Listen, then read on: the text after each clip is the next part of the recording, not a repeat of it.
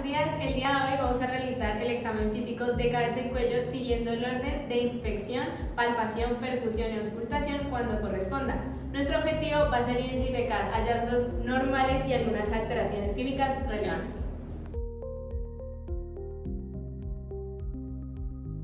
Bueno, comenzamos con la inspección del cráneo, donde vamos a observar simetría, forma y tamaño. Por ejemplo, aquí tenemos un cráneo simétrico con un tamaño normal y una forma normal.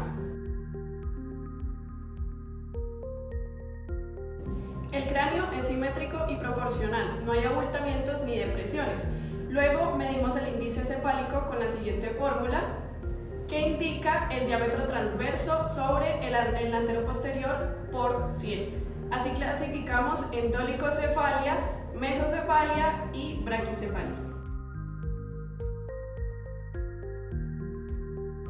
Bueno, en la palpación buscamos irregularidades, dolores o masas. Hacemos una ligera presión sobre todo el cráneo para buscar algún dolor o alguna irregularidad. Bueno, en el cuero cabelludo debemos revisar si hay lesiones, nódulos, signos de infección o cicatrices. Entonces, con la yema de nuestros dedos vamos a explorar todo el cuero cabelludo buscando estas irregularidades. Y además de esto, para la parte del cabello debemos tener en cuenta el color, la textura, la distribución y la cantidad, dado que algunas enfermedades, como en el caso de desnutrición, podemos ver ciertas anomalías en el cabello, y también la pérdida de cabello suele indicar un hipotiroidismo.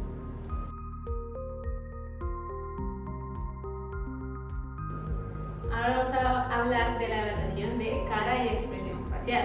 Primero vamos a tener la inspección, en la cual debemos revisar que la paciente no tenga ni cicatrices, de pronto eritemas, zonas dolorosas o inflamación.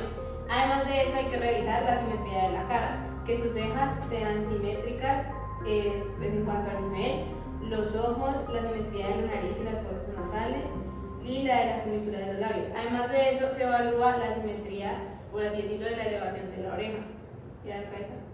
Entonces, en la oreja debemos revisar que la línea superior sea consistente con la línea de la ceja.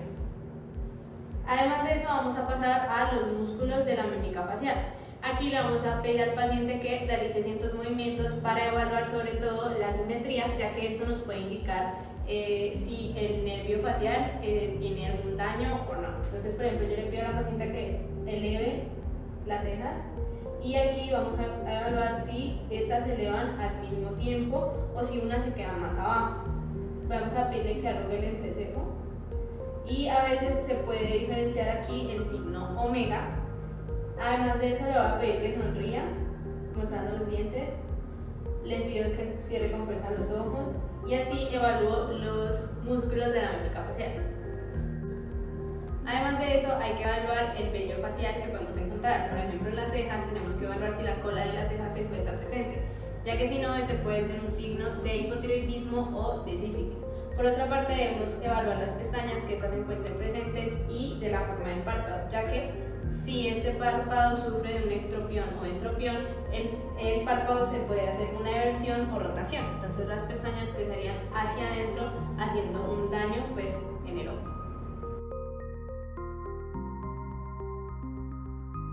Bueno, ahora seguimos con la zona de los ojos, donde vamos a dividirlos en diferentes partes. Entonces, iniciando por lo que sería la parte de la conjuntiva. Ahí vamos a tener lo que sería una coloración normal, que sería rosada, húmeda y translúcida, y si no, tendríamos una afección que la denominamos ojo rojo o hiperemia. De ahí tenemos que tener en cuenta que se divide en dos: difusa e perikerática. Entonces, en la difusa es más comúnmente en lo que sería la conjuntivitis, y la perikerática es más intensa, es alrededor de la córnea, y la tenemos más en cuenta en lo que sería la uveitis o el glaucoma agudo. También vamos a tener en cuenta lo que sería la hemorragia subconjuntival, y también lo que sería la quimosis y las secreciones, si son mucosas, purulentas o acuosas. Bueno, seguimos con lo que sería la esclerótica, que el color de este va a ser normal, blanca. Si no, vamos a tener tres afecciones, que inicialmente sería la ictericia, que va a sugerir lo que sería un aumento de la bilirrubina, Después la azulada, que nos va a sugerir osteogénesis imperfecta en algunos casos por adelgazamiento. La inflamada, que es escleritis, que es un dolor profundo y se va a enrojecer la zona, va a ser de forma localizada y es potencialmente grave para nuestro paciente. Bueno, para evaluar esta tenemos lo que sería una inspección de forma directa, donde vamos a evaluar la conjuntiva vulvar y la conjuntiva tarsal, que es la que cuando retrocedemos lo que sería la parte del párpado y ahí pues lo notamos. Entonces lo que vamos a hacer es exponer los arcos conjuntivales traccionando hacia abajo para el párpado inferior y hacia arriba el párpado superior, de esa forma. Miramos hacia arriba y hacia abajo y podemos ahí ver síntomas de lo que serían signos, perdón, de la ictericia o también anémicos. Después se evaluará lo que sería la córnea. Tenemos que ver si es transparente, que significa que tiene que se debe ver el iris claramente. Si no, vamos a tener una opacidad por cicatrices o también por infecciones provenientes de una queratitis o como tal distrofias. Por otro lado, también podemos tener ulceraciones con un dolor intenso, lagrimeo y también fotofobia, que es que el paciente no soporta la luz en los ojos. Bueno, si nuestra inspección indirecta nos arroja un resultado pues, de forma extraña, vamos a tener pues, diferentes afecciones más comúnmente, lo que sería un arco senil, un anillo de Kaiser-Fleischer, un queratocono o también una queratitis.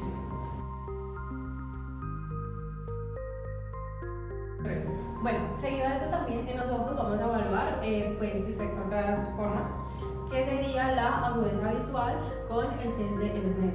Entonces para esto pues necesitamos como tal la cartilla, que esa se compone pues de diferentes letras, números o formas para personas que no se saben las letras. Al lado de esto acompañado de unos números, unos fraccionarios, entonces la 20 de 100, 20 de 60, 20 de 50, teniendo en cuenta que la visión normal de una persona es 20 sobre 20, entonces lo que vamos a hacer es ubicar a nuestro paciente de la cartilla a 20 pies, teniendo en cuenta que cada pie consta de 30,48 centímetros. Entonces, para fines prácticos acá, pues no lo vamos a ubicar a esa distancia porque pues nos salimos de plano. Entonces, pues vamos a decirle al paciente que se tape pues un ojito. Y lo que vamos a hacer es irle mostrando cada letrica y él lo tiene que ir diciendo y vamos a evaluar entonces hasta dónde llega la visión de nuestro paciente para así saber si nuestro paciente pues, va a tener una miopía o una hipermetropía. Entonces le vamos señalando cada letrica y él lo tiene que ir diciendo. T, Z. Y tiene que ser escaladito pero en la misma línea. P, C, T, O, Z, E, C. De ahí pues a Daniela ya se le dificulta leer, entonces podemos decir que ella tiene una visión 20 sobre 40, entonces estaría viendo a 40 pies, lo que una persona normal pues vería a 20, y así se hace el test de Snellen.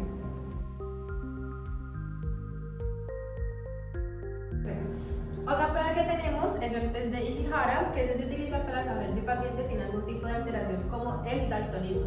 Entonces lo que se le hace es que se le muestra la plantilla al paciente y él le va a empezar a decir los números que ve pues, adentro.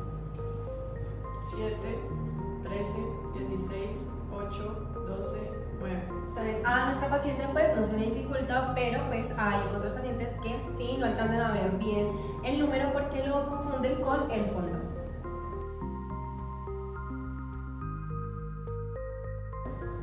Ahora como un dato tenemos que tener en cuenta también la ambliopía o ojo perezoso en lo que sería infantes. Esto es más que todo cuando un niño fuerza más la visión de un lado que en el otro. Entonces lo que se hace es colocarle un parche para que pues, el ojo pues, pueda pues, no hacer tanta fuerza, pero le debe estar intercalando para que pues, el otro ojo contrario que no estaba afectado también no se vuelva perezoso. Bueno, seguido a esto vamos a utilizar ahora el test de Hirschberg, que nos va a permitir ver las troques que tenga nuestro paciente. Para eso vamos a utilizar una fuente de luz, como sería nuestra linterna celular o una linterna péndola. Entonces lo que se hace es ubicar la fuente de luz en el entrecejo del paciente y de ahí se tiene que ver reflejado esa luz como tal en las pupilas del paciente. Entonces lo hacen así y miran que se dé justo en las pupilas. Igualmente se vería de esa forma.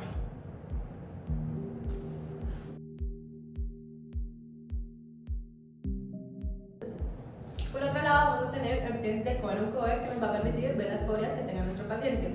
Para esto vamos a utilizar ya sea el carnet o una tarjetita, en nuestro caso vamos a utilizar este para poder ver pues si como tal la pupila se mueve de un lado o se queda estática. Entonces se coloca aquí y le pedimos al paciente que vea un punto fijo como tal. Después de pedirle al paciente que vea un punto fijo, pues le tapamos y le retiramos después el papel.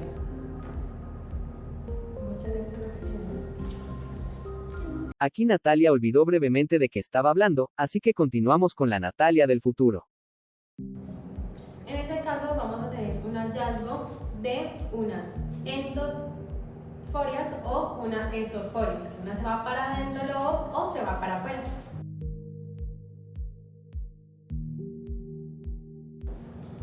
Ahora seguiríamos con lo que sería el fondo de ojo, donde vamos a encontrar el oftalmoscopio, que se va a encontrar en el kit de órganos. Para esto, pues, tiene unas partecitas que se deben de saber utilizar. Entonces, primero tendremos como tal la fuente de luz, que sería este botoncito de acá. Entonces, se va a prender. Ahí pueden ver que está dando la luz. Entonces, este va a tener el cuerpo ciliar, que es para poder colocar nuestro ojo y que quede más cómodo.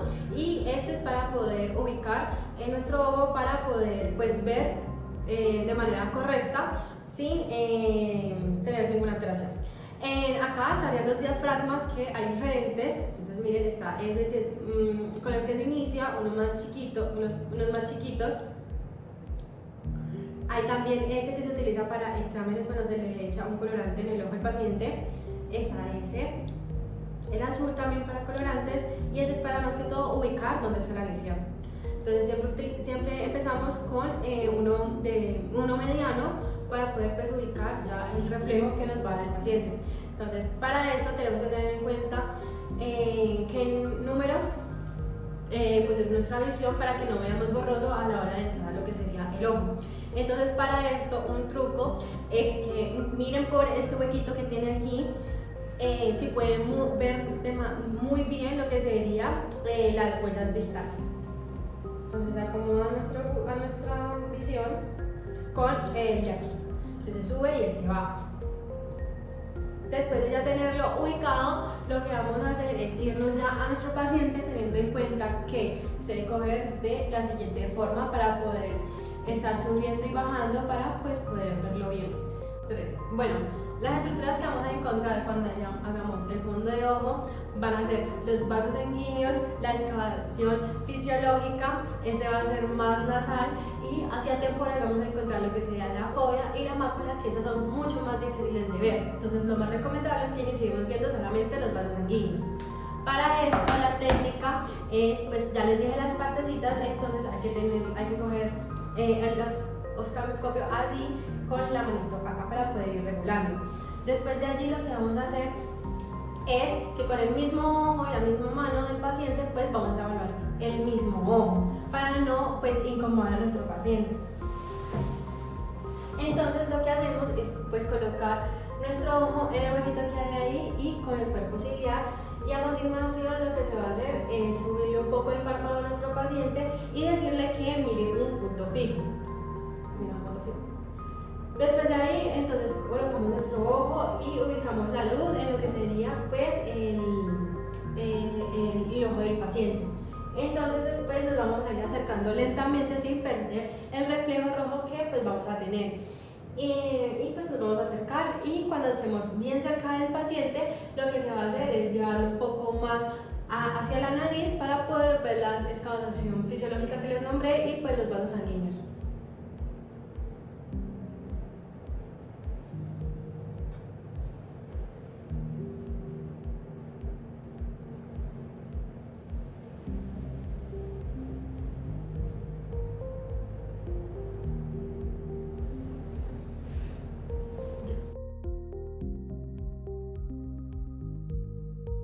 Bueno, continuamos con la nariz. En la nariz vamos a observar la simetría y la forma externa, es decir, evaluamos que las dos fosas nasales estén simétricas y preguntamos por síntomas como secreciones, obstrucción, epistasis o alteraciones en el olfato. Entonces, ¿nuestra paciente presenta alguno de esos síntomas?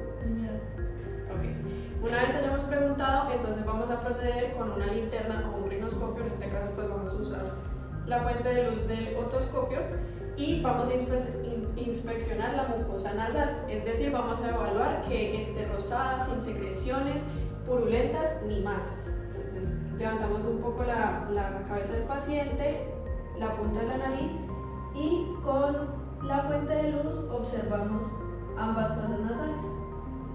En este caso, pues se ven normales. Además de esto, podemos aplicar pruebas como la de Kotle, que consiste en levantar la punta de la nariz del paciente y ponerle 2 dedos en esta zona de la nariz.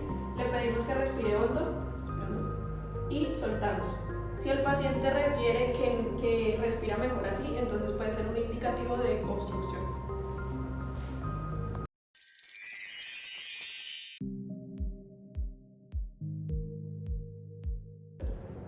Bueno, ahora vamos a examinar la boca. Para examinar la boca primero debemos hacer una inspección, revisar si nuestro paciente tiene las comisuras de los labios simétricas, ya que si no, esto nos puede sugerir una parálisis. También debemos ver si sus labios están agrietados, si tiene lesiones como herpes, para pues tenerlo en cuenta sobre alguna patología. También se evalúa si tiene fisuras o vesículas dolorosas.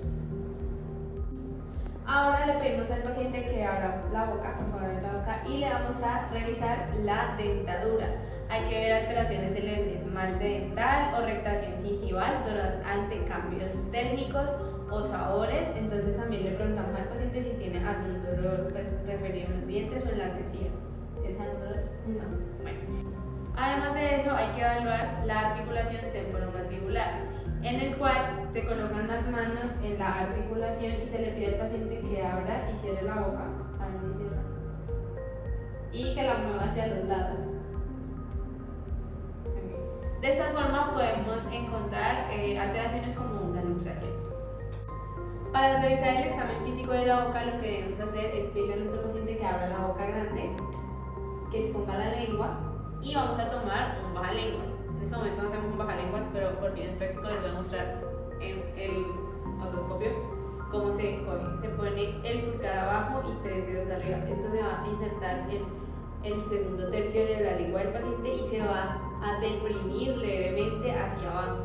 Esto me va a permitir ver estructuras como la úvula, las amígdalas y el paladar. Cabe resaltar que a la hora de revisar la boca con un bajalenguas vamos a revisar las amígdalas. Aquí encontramos una de las afectaciones y motivo de consulta más frecuente de los pacientes, que es la amigdalitis. Esto hay que tenerlo en cuenta y tener en cuenta su clínica. En la amigdalitis viral lo que vamos a encontrar es una amígdala eritematosa e inflamada, mientras que en la bacteriana, además de tener el eritema y ser inflamada, vamos a tener placas exudativas. Sin embargo, no es la única patología en la que vamos a tener placas, así que eso también hay que tenerlo en cuenta. Asimismo, hay que revisar la lengua del paciente. Recordemos que la lengua está compuesta de un músculo muy fuerte, entonces al exponerla primero tenemos que analizar su aspecto. En primera instancia podemos tener una lengua saburral, una lengua geográfica, una lengua despapilada, una lengua escrotal. También podemos encontrar lenguas vellosas que son de aspecto como negro y hemiatrofia lingual, que es cuando la lengua se desvía hacia un lado. También podríamos encontrar glositis o macroglosia. Además de deprimir la lengua, también hay que pedirle al paciente que la levante para poder visualizar si hay alguna anomalía en las glándulas salivales. Normalmente cuando esto es así, el paciente nos va a referir dolor o hinchazón visible y palpable. Este tamaño anormal de las glándulas salivales nos puede sugerir parotiditis o cisto de adenoma. Bueno, a continuación vamos a hablar ahora de lo que sería el oído, donde vamos a evaluar lo que sería el pabellón auditivo y el conducto auditivo por medio del otoscopio. Ahí vamos a tener una serie de síntomas como la hipoacusia, paracusia, agiacusia, hiperacusia o fatiga auditiva. Acompañado de eso tenemos también la otalgia, que es el dolor como tal del oído, la tinnitus, que siente como una sensación de zumbidos o sonidos sin fuente externa. También vamos a evaluar lo que sería el vértigo, la plenitud óptica y también la autofonía, que eso no se escucha a uno mismo. Después de ahí en el interrogatorio vamos a preguntar al paciente si ha tenido alguno de estos síntomas, que sería otorrea, que es un flujo mucoso que puede salir del oído del paciente, la otorragia, que es la salida de sangre del oído, y la otoliquia, que es la más importante de ahí resaltar, que es la salida de líquido cefalorraquídeo y es una de las más graves. Después de ahí tenemos que tener en cuenta en el pabellón auricular, en la inspección, lo que sería el surco coronario o el signo de Fram, que es que a las personas que tienen algún problema cardiovascular, pues se le va a hacer una pequeña línea en el pabellón auricular, como lo vemos aquí.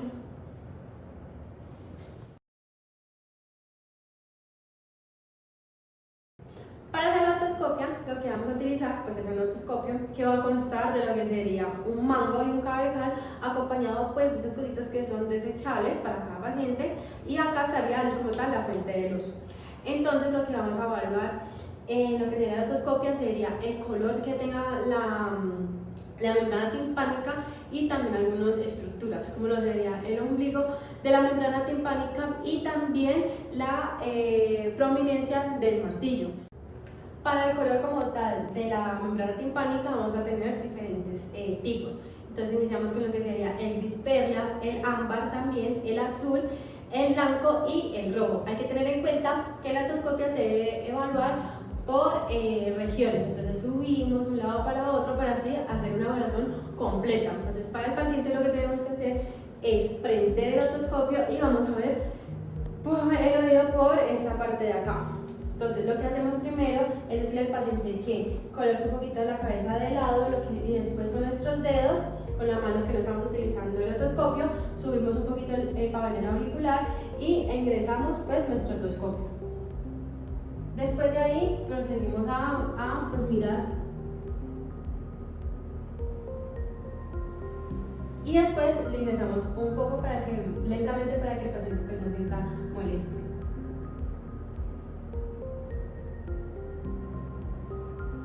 Hay que tener en cuenta que la membrana timpánica tiene que verse transparentosa o también un poco gris, y no puede estar retraída ni abombada.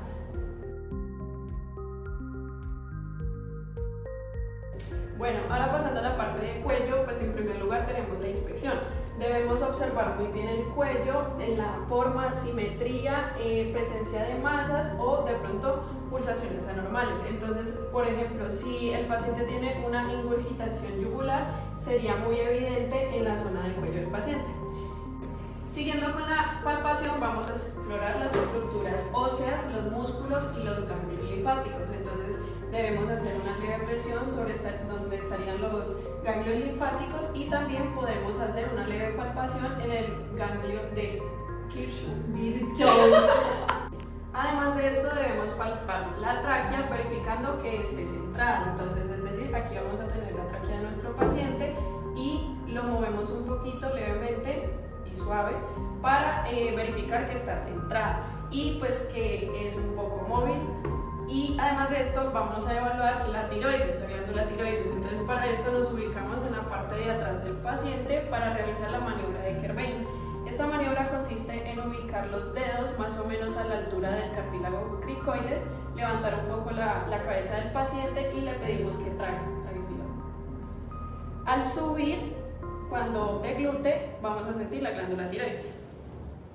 Ya por último vamos a evaluar los pulsos, el que sería el pulso carotídeo. Entonces vamos a ubicar dos de nuestros dedos sobre el ángulo de la mandíbula y más abajito estaría el pulso carotídeo. Hacemos una leve presión y ahí vamos a sentir el pulso de la arteria carótida. Además, si es necesario, también podemos auscultar de la siguiente manera. Entonces nos ponemos nuestro fonendoscopio y lo ubicamos en esa misma zona. y ahí ya auscultaríamos lo que sería el pulso carótido. Ya con esto hemos completado nuestra evaluación completa de cabeza y cuello. Recordemos que una inspección minuciosa y detallada con una palpación adecuada permiten detectar síntomas y signos tempranos en enfermedades sistémicas. Suscríbanse.